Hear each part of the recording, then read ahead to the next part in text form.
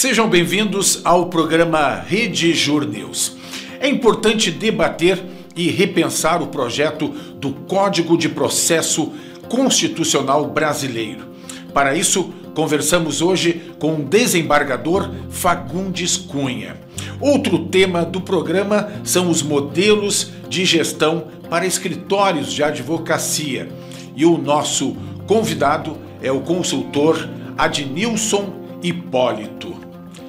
O Rede Jur News está começando.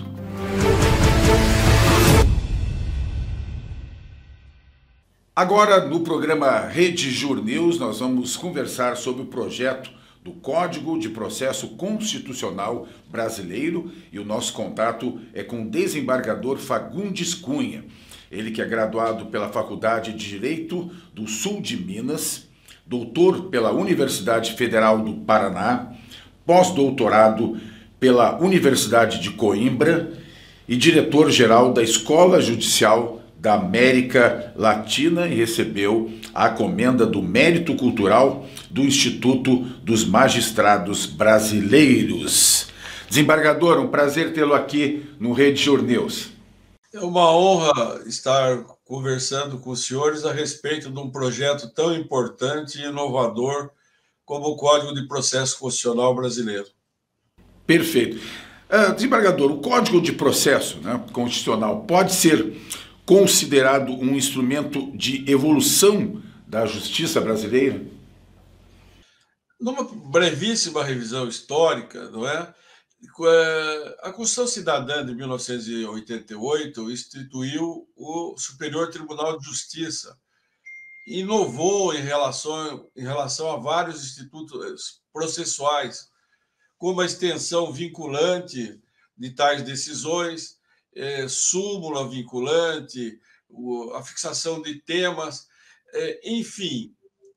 A par disso, o direito positivo, o direito posto, a cada dia perde espaço para a aplicação de princípios e normas que, na verdade, estão inspiradas em relações internacionais, porque as relações humanas hoje, elas são instantâneas. Há uma cidadania cosmopolita que demanda, na verdade, um repensar de todo o direito, né? Pascal dizia que estranha essa justiça que um rio limita. E é uma frase fundamental. Mais do que nunca, não é? Hoje, os rios, os aquíferos, as reservas, os biomas naturais, eles não têm visa, eles não têm passaporte. O rio Amazonas passa, é o maior cauda de água que existe, e as nascentes estão no Peru, no Equador.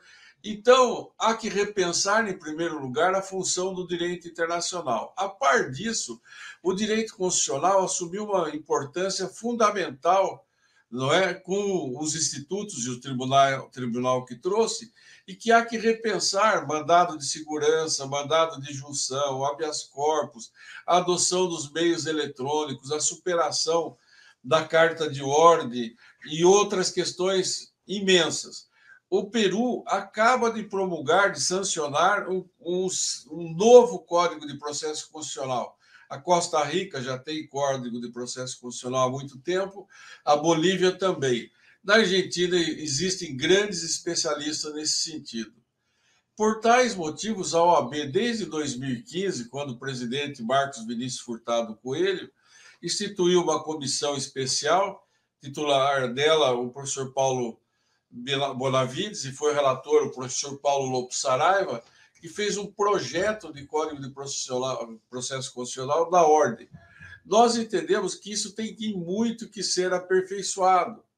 Após isso, o presidente da Câmara Federal nomeou uma comissão de juristas notáveis, a qual está fazendo os estudos a respeito desse Código de Processo Constitucional brasileiro. Perfeito. Um segundo ponto, eu lhe perguntaria se essa codificação pode trazer algum tipo de risco ou é o contrário disso? Eu penso que é o contrário disso. O Código de Processo Civil atual, que foi um projeto capitaneado pelo ministro Luiz Fux e pela professora Tereza Arruda Alvim, Aliás, a professora Tereza Rudolphin foi da minha banca de mestrado na PUC e da minha banca de doutorado na Federal. Ele sofreu 8.000 emendas na Câmara Federal e foi muito desnaturado. Então, a questão sistêmica e científica dele fica prejudicada pela votação de emendas que não são tão técnicas. Então, além disso, há uma inspiração enorme nos princípios constitucionais e nas disposições constitucionais para o direito processual. Hoje é preciso rever o mandado de segurança, rever a comunicação dos atos por WhatsApp, por e-mail. É uma justiça instantânea. Há necessidade premente de um novo processo eletrônico, mas isso tem que chegar nas questões constitucionais. Eu vou dar um exemplo bem singelo. Eu fui juiz de fronteira, da fronteira tanto da Argentina como do Paraguai, do estado do Paraná. Então, o sujeito muda para o Paraguai e você não consegue cumprir uma carta rogatória para o cumprimento de uma obrigação alimentar.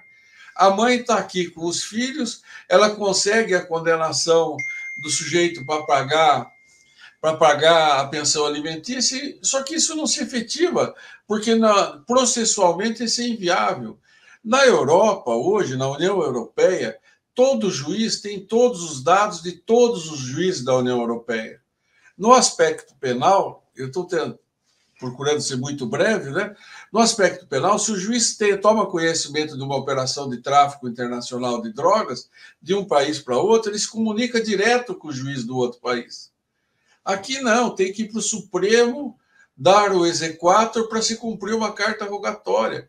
É uma legislação totalmente superada, é uma legislação em desacordo com o homem do seu tempo, que a sociedade civil reclama, porque a sociedade civil hoje ela é instantânea. Nós vemos, por exemplo, na Justiça do Trabalho, aqui no Paraná, o engenheiro faz o projeto arquitetônico de dia e, à noite, o projeto estrutural é feito na Índia, para não pagar o adicional noturno. E isso faz o quê? Quem é que vai regulamentar essa atividade de direito do trabalho? Como que... Então, a sociedade contemporânea ela é muito mais ousada, muito mais avançada nas suas relações sociais do que os institutos que nós dispomos no processo civil e no processo constitucional. Então, nesse sentido, doutor, comparando com países, né, mais desenvolvidos, nós temos que evoluir em relação ao Código de Processo Constitucional, é isso? Eu não tenho a menor dúvida que o Código de Processo Constitucional se discute hoje, serão feitas leis esparsas ou um código. O Brasil seria importante entender que o código tem que ter uma parte geral e uma parte especial. E essa parte geral iria informar toda a parte especial. Isso seria muito importante. E é muito importante que esse código venha. Veja bem, qual o fundamento jurídico para que o mandado de segurança tenha 120 dias para impetração? Existem questões que foram empiricamente elaboradas no passado e que hoje reclamam uma grande rediscussão. As pessoas ficam discutindo, quando falam em tribunais superiores, em controle de convencionalidade e outros, mas existem problemas do dia a dia que impedem uma pronta prestação jurisdicional que podem ser solucionadas nas várias relações, não só da justiça estadual, federal, mas mesmo nas relações que impliquem atividades em outros estados. Muito bem. Mais uma questão, doutor. O que a gente poderia falar sobre o estado, então, constitucional de direito no Brasil atualmente? Olha, é uma pergunta muito delicada, né? Nós estamos vendo na imprensa hoje, né, no dia 7 de outubro, a Gazeta do Povo falando que retomou a censura no país. Nós estamos vivendo um momento extremamente delicado, belicoso, quer dizer, existem dois lados na política brasileira em absoluto confronto e é um momento que reclama serenidade, discrição, equilíbrio, e a atividade jurisdicional talvez nunca foi tão fundamental para o destino da sociedade como agora. Nós temos que manter um distanciamento do problema para poder julgar. Não podemos estar imersos dentro do problema. Se me permite, eu queria fazer uma observação. Está sendo realizado um congresso de direito constitucional processual agora, no site direitoprocessual.org. São mais de 100 conferencistas, são 3 ou 4 por noite, tratando dos mais variados temas a respeito do processo constitucional. Desse site, direitoprocessual.org, as conferências ficarão à disposição para quem quiser consultá-las por temas gratuitamente. É um esforço, são conferencistas de 19 países que estão participando, tratando desde a Europa, Portugal, Espanha, Alemanha, toda a América do Sul, América Central. Tem conferencistas do México, Colômbia, Argentina, Bolívia, Paraguai, Venezuela, enfim, são Costa Rica, Guatemala e vários outros, dentro dessa experiência do processo constitucional em cada um desses países. Muito bem, isso é importante, né? Importante repensar todas essas questões. E eu quero lhe agradecer, desembargador Fagundes Cunha, pela participação aqui no nosso programa Redjur News. É uma honra poder, estamos sempre à disposição, inclusive para outros temas, né? E esperamos em breve poder noticiar a evolução desses estudos que estão sendo realizados em relação ao Código, o projeto de Código de Processo Constitucional, e espero voltar ainda a falar com os senhores sobre direito animal numa outra oportunidade. Está combinado. Voltamos a conversar, não há dúvida. Muito obrigado, então. Agradecemos a participação do desembargador Fagundes Cunha e nós conversamos com ele sobre o projeto do Código de Processo Constitucional Brasileiro. Este é o Redjur News. Você acompanha o trabalho e a atuação da Redjur nas nossas redes sociais.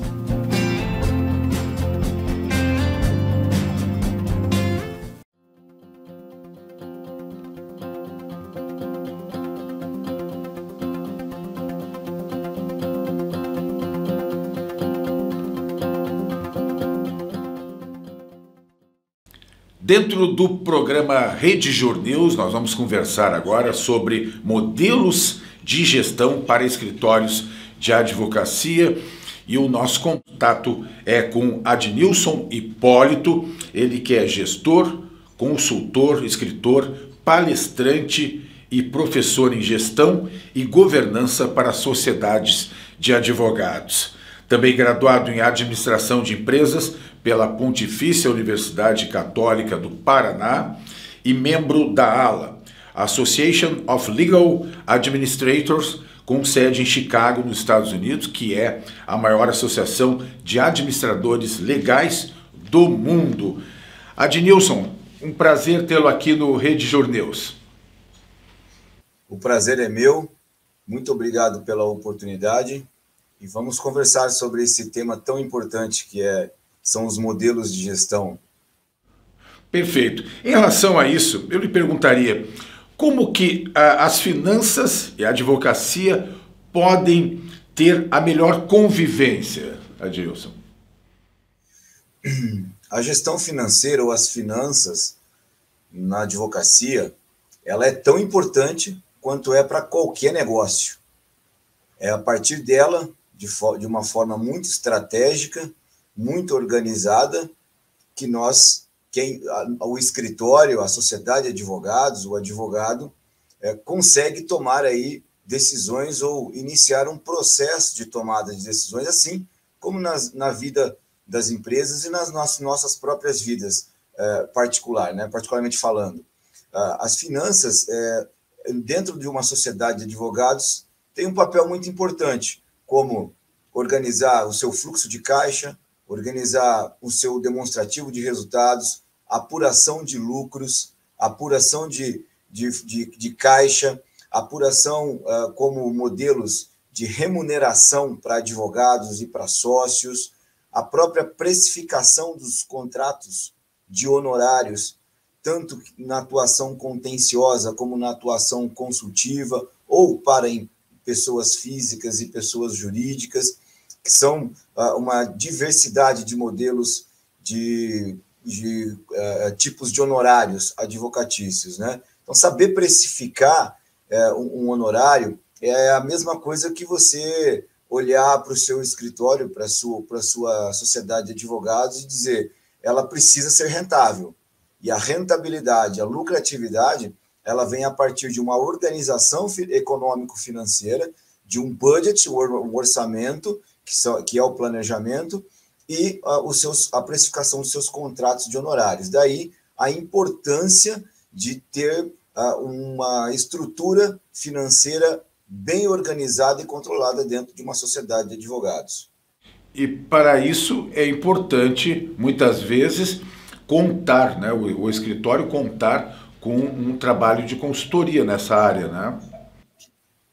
Sim, dependendo do porte do escritório, né, sabemos que numa classificação genérica, vamos dizer assim, temos aí escritórios de pequeno, médio e grande porte. Dependendo do porte, da capacidade econômico-financeira, da estrutura, dos recursos que essa sociedade, que esse escritório dispõe, você tem sim a condição de contratar uma consultoria externa, ou ainda você trazer algum profissional com experiência de mercado na área financeira para que auxilie esse escritório, essa sociedade, na condução das suas finanças e por que não, da sua gestão estratégica.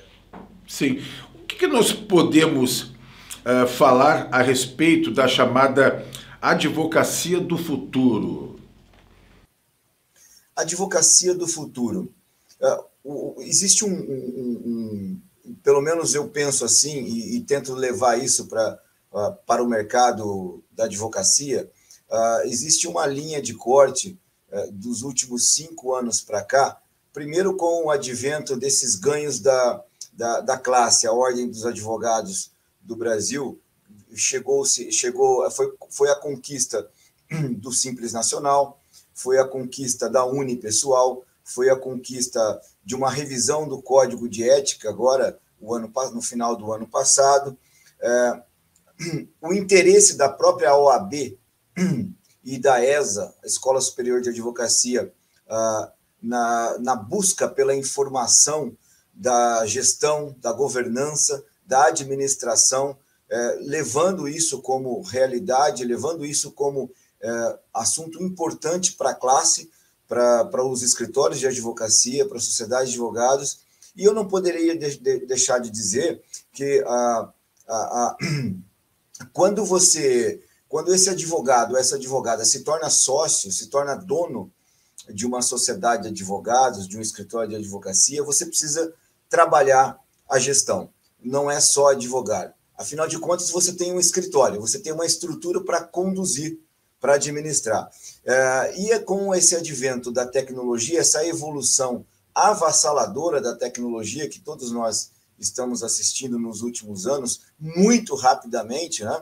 O próprio Poder Judiciário todo informatizado, Justiça do Trabalho, Justiça Federal, Justiça Estadual, os próprios tribunais, ou seja, as sociedades de advogados com o processo judicial eletrônico, com a robotização dos sistemas de gestão de processo, com os departamentos de controladoria jurídica, ou seja, é uma revolução em massa, né, dentro da advocacia, na advocacia nacional, que vem trazendo aí já há alguns anos essa intenção, essa execução, essa grande verdade para os advogados, para as advogadas, para o cenário jurídico, que é realmente a gestão e governança. É uma chegada sem volta. E os advogados precisam estar atentos, né? Se atualizar em relação a isso, né, doutor? precisam se atualizar, precisam buscar essa informação. Nós temos aí pelo menos 3 situações, né? Aquele advogado ou aquela advogada, aquela sociedade, vamos dizer assim, que não tem esse acesso, que não conhece sobre administração, sobre gestão. Já é batido isso que eu vou dizer agora, a Faculdade de Direito não ensina administração, gestão, economia, né? Todo mundo sabe disso. Então eu tenho que buscar. Essa sociedade que não tem esse conhecimento, né? O conhecimento dessa ciência da administração, precisa ir buscar. Como ela pode buscar? Ou ela contrata uma consultoria externa e traz para dentro do escritório para iniciar uma reestruturação ou uma estruturação, ou ela traz um profissional, né, já experiente de mercado, que tenha... Hoje, você tem várias sociedades de advogados no Brasil, essas de médio e grande porte, que você tem professores, você tem aí uma série de profissionais bem gabaritados dentro do escritório. Ou você mesmo, como advogado, como dono, vai buscar essa informação lá num curso de imersão, alguns cursos de especialização em gestão e governança de escritórios de advocacia. Perfeito. Eu gostaria que o senhor falasse um pouco também sobre um outro conceito, que é o marketing jurídico. O que a gente pode falar sobre isso? O marketing jurídico ele é essencial para a sociedade de advogados, para um escritório de advocacia. Quando nós falamos de marketing jurídico, nós estamos falando basicamente de estratégias de relacionamento, de comunicação. São estratégias que você pode e deve desenvolver, fazer o planejamento desse marketing jurídico para a sua banca, para a sua sociedade de advogados, para o seu escritório.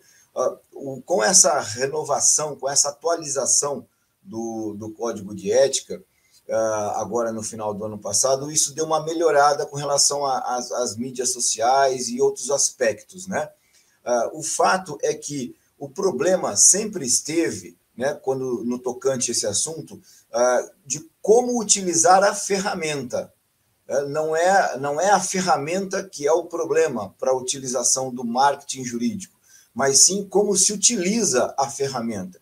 E aí a ferramenta, existem várias, né? Tanto no ambiente digital, como ferramentas que são estruturas, por exemplo, de OKRs, Balanced Scorecard, que BSC, 5W2H, uma série de ferramentas, o próprio SWOT. Então, como é que se utiliza em favor da sociedade e que essa sociedade, esse advogado, possa se comunicar com o seu mercado, com o seu setor de atuação, levando de forma institucional, né? Repito, de forma institucional e educacional, que é uma das prerrogativas do advogado, educar a sociedade e institucionalizar a sociedade, montando essas estratégias. Existe muita coisa boa de forma estratégica que pode-se e deve-se ser executado com relação a marketing jurídico. Perfeito. Adnilson, queria agradecer por compartilhar essas informações, seu conhecimento aqui com a gente dentro do RedJur News. Eu que agradeço, estou à disposição e um grande abraço a todos. Grande abraço, então, a Adnilson Hipólito, gestor, consultor, escritor, palestrante e professor em gestão e governança para sociedades de advogados, e nós falamos justamente sobre modelos de gestão para escritórios de advocacia, mais uma pauta importante aqui dentro do RedJur News. Você acompanha o trabalho e a atuação da RedJur nas nossas redes sociais.